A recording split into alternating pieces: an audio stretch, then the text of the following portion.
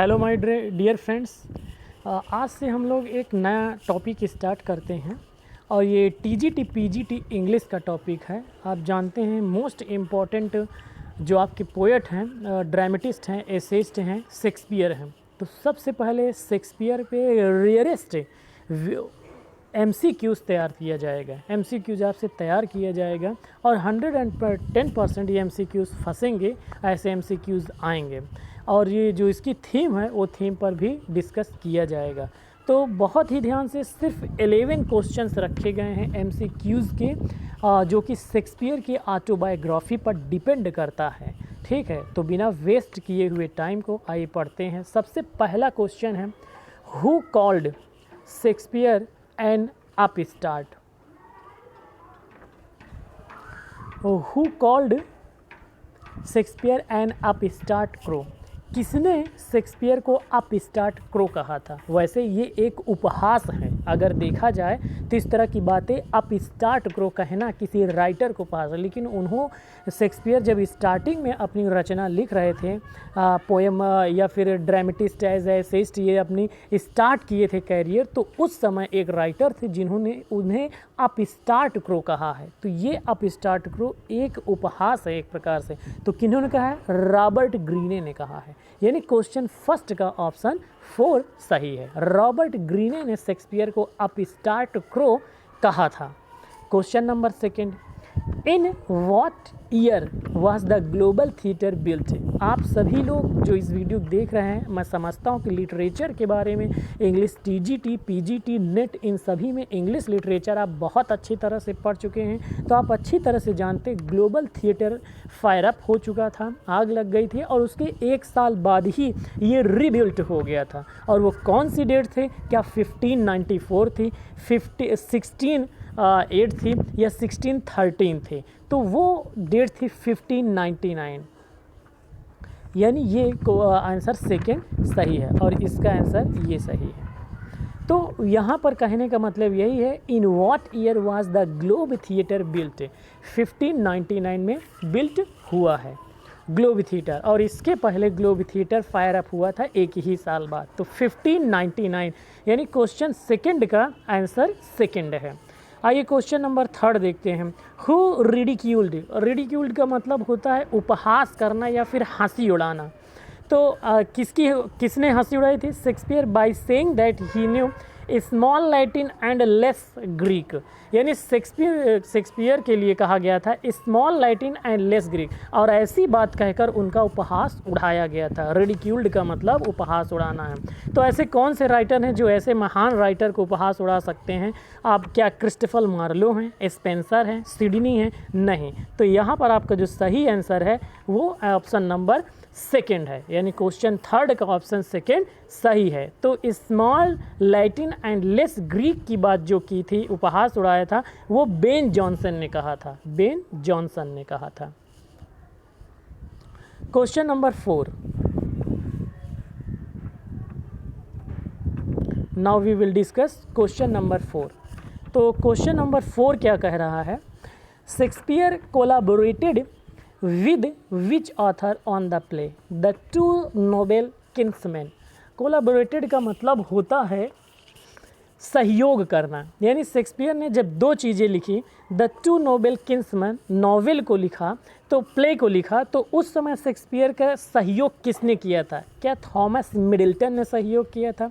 Francis ब्यूमेंट ने सहयोग किया था? मार्लो ने सहयोग किया था? नहीं, इन सभी राइटर ने कोई सहयोग नहीं किया था, बल्कि जॉन एच ने सहयोग किया था। यानी द टू नोबेल किंग्समैन में सहयोग किया था, जॉन एच ने सहयोग किया था। तो आपका क्वेश्चन नंबर 4 का ऑप्शन 4 सही है, यानी ऑप्शन नंबर 4 सही है, John. Question number 5, now we will discuss question number 5 with explanations. Who said Shakespeare has only heroines and no heroines? किसने कहा था शेक्सपियर के प्ले में, ड्रामा में, इन सभी में सिर्फ हीरोइंस होती हैं और हीरो कोई भी नहीं होता? तो ये भी एक बहुत बड़ा ब्लेम था। तो ऐसा किसने कहा था? ऐसा क्या मैथ्यू अर्नोल्ड ने कहा था, डॉक्टर जॉनसन ने कहा था, टी.एस. इलियट ने कहा था? तो शेक्सपियर के प्ले में सिर्फ हीरोइंस होती हैं, हीरो नहीं होते, ऐसा जो है रस्किन ने कहा था। यानी क्वेश्चन नंबर 5 का ऑप्शन 3 सही है, Ruskin. Now we will discuss question number 6. How many words did Shakespeare actually invent? Shakespeare ने कितने वर्ड को इन्वेंट किया था? कोई भी वर्ड इन्वेंट नहीं किया, ऐसा तो हो ही नहीं सकता, इतने महान राइटर थे, कुछ ना कुछ वर्ड्स तो ज़रूर इन्वेंट किए होंगे। अबाउट 13,000 वर्ड्स इन्वेंट किए, अबाउट 103 वर्ड्स इन्वेंट किए, या अबाउट 3,000 वर्ड इन्वेंट किए। तो शेक्सपियर ने 3,000 वर्ड्स को इन्वेंट किया था, यानी क्वेश्चन नंबर 6 का ऑप्शन फर्स्ट सही है। अबाउट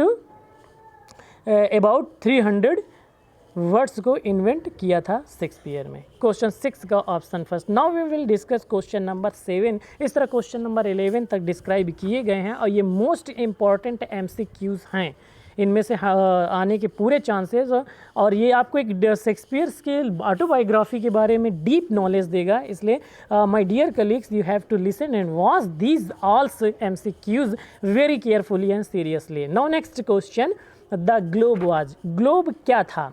एक रोमन एम्पी थिएटर था, एन एलिजाबेथन थिएटर था, या फिर एन एलिजाबेथन स्पोर्ट्स स्टेडियम था, या famous map of the world था। तो आपको ये 4 ऑप्शन दिए गए, इनमें से किसी एक ऑप्शन को सही करना है। तो क्वेश्चन नंबर 7 का जो ऑप्शन है वो है सेकेंड, यानी second option is correct hair ना। तो the Globe was an Elizabethan theatre, option second is correct hair. Question number 8, out of 154 sonnets, आप जानते हैं 54 सोनेट्स शेक्सपियर ने लिखा था, जिसमें से 126 of Shakespeare's sonnets are addressed to. 154 में 126 सोनेट्स जो है किसको एड्रेस्ड करता है ना? जिसको भी एड्रेस करता हो तो बहुत ही महान है, क्योंकि ज़्यादातर तो उन्हीं को एड्रेस कर दिया। अच्छा, डार्क लेडी को कर रहे हैं, क्वीन एलिजाबेथ को कर रहे हैं, लेडी पेन लॉप को कर रहे हैं, किसे एड्रेस कर रहे हैं? तो यहाँ पे मिस्टर WH को एड्रेस कर रहे हैं। यानी 154 में से 126 सोनेट्स जो है एड्रेस कर रहे हैं मिस्टर WH। अब क्वेश्चन उठता है कि बाकी किसे एड्रेस कर रहे हैं? तो बाकी जो है डार्क लेडी को करते हैं। तो यहाँ आपका जो ऑप्शन है वो ऑप्शन नंबर सेकेंड सही है, यानी क्वेश्चन नंबर 8 का ऑप्शन सेकेंड सही है, मिस्टर WH।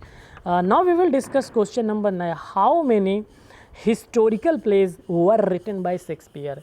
शेक्सपियर के द्वारा हिस्टोरिकल प्लेस कितने लिखे गए? वैसे आप जानते हैं 37 प्लेस शेक्सपियर ने लिखे हैं, 154 सोनेट्स शेक्सपियर ने लिखे हैं, लेकिन यहाँ क्वेश्चन है कि हिस्टोरिकल प्लेस कितने शेक्सपियर ने लिखे हैं? क्या 12 हिस्टोरिकल प्लेस लिखे हैं, 13 हिस्टोरिकल प्लेस लिखे हैं, 15 हिस्टोरिकल प्लेस लिखे? नहीं, शेक्सपियर ने जो हिस्टोरिकल प्लेस लिखे हैं वो 14, यानी क्वेश्चन नंबर 9 का ऑप्शन थर्ड सही है।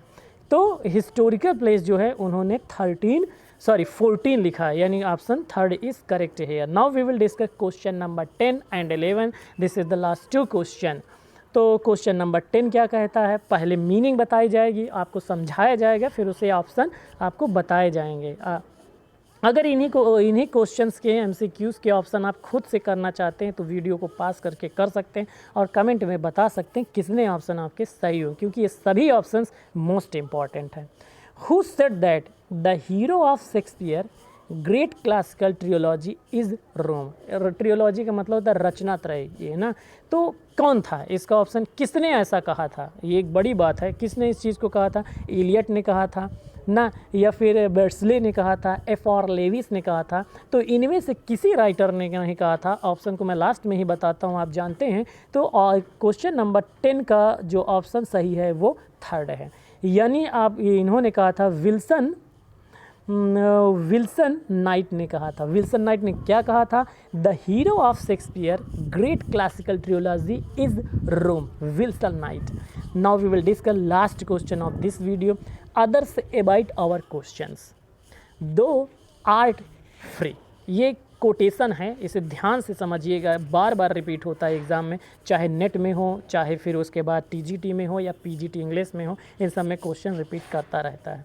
We ask and ask the smilest and art still out topping knowledge, ये और भी बड़ा है लेकिन यहाँ पे छोटा स्मॉल करके दिया गया है। तो ये किसने कहा? These lines are written in praise of Shakespeare, ये लाइन शेक्सपियर की तारीफ में लिखे गए हैं। अदर्स डिवाइड अवर क्वेश्चंस, बहुत इंपॉर्टेंट लाइन है। तो ये बात किसने कही है? ये बात कही है मैथ्यू आर्नोल्ड ने। यानी क्वेश्चन नंबर 11 का option second is correct here. Hazlitt, क्लोराइड, मिल्टन, ये सभी कॉलरिज है, सॉरी कॉलरिज है, मिल्टन, ये सभी गलत है। और क्वेश्चन नंबर 11 का सही ऑप्शन जो है वो सेकंड है, यानी मैथ्यू आर्नोल्ड ने कहा है second is correct hair. Now we will stop this video. Hope you able to understand this video and most important MCQs. Okay, thank you so much.